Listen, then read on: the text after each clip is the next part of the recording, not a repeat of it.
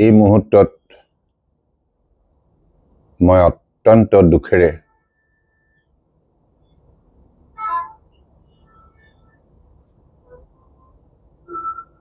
মানে আমাৰ অসমীয়া জাতীয় জীৱনৰ মৰমৰ শিল্পীগৰাকী নাই এই কথা ভাবিবই পৰা নাই কাৰণ যিগৰাকী জুবিন গাৰ্গ অসমৰ প্ৰতিগৰাকী মানুহৰ হৃদয়ত অৱস্থান কৰিছে সকলো বয়সৰ লোকৰ মনত এটা স্থায়ী প্ৰভাৱ বিস্তাৰ কৰিছে আৰু একেবাৰে ঘৰুৱা শিল্পী মৰমৰ শিল্পী হিচাপে জুবিন গাৰ্গক অসমীয়া জাতিয়ে অত্যন্ত আন্তৰিকতাৰে হৃদয়ত স্থান দিছে আৰু সেইগৰাকী শিল্পী হঠাৎ নাইকিয়া হ'ল এই কথাটো মই ভাবিবই পৰা নাই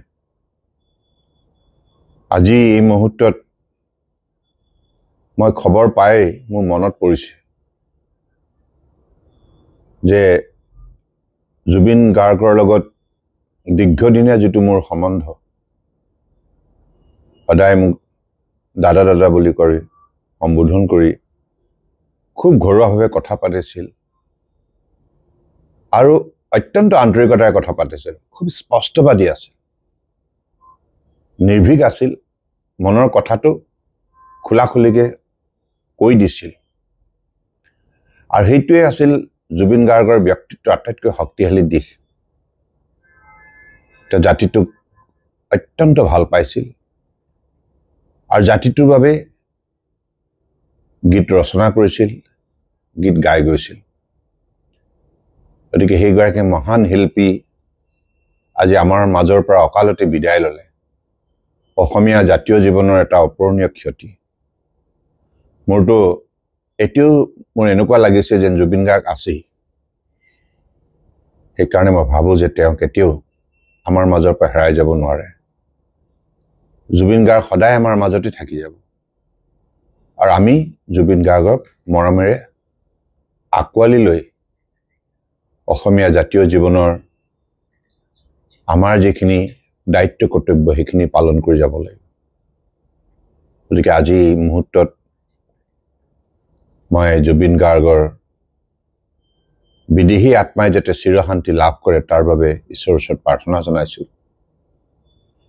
আৰু তেওঁৰ শোকসন্তপ্ত পৰিয়ালবৰ্গলৈ গভীৰ সমবেদনা জ্ঞাপন কৰিছোঁ জুবিন গাৰ্গে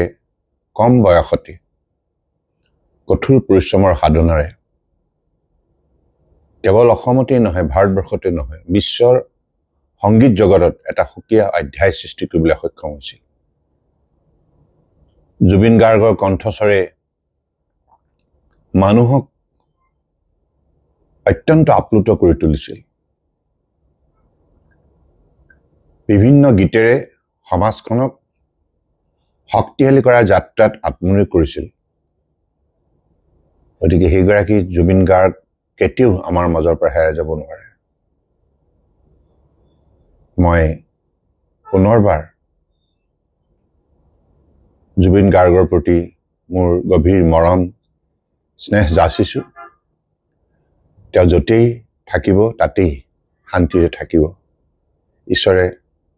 মৰমেৰে জুবিন গাৰ্গক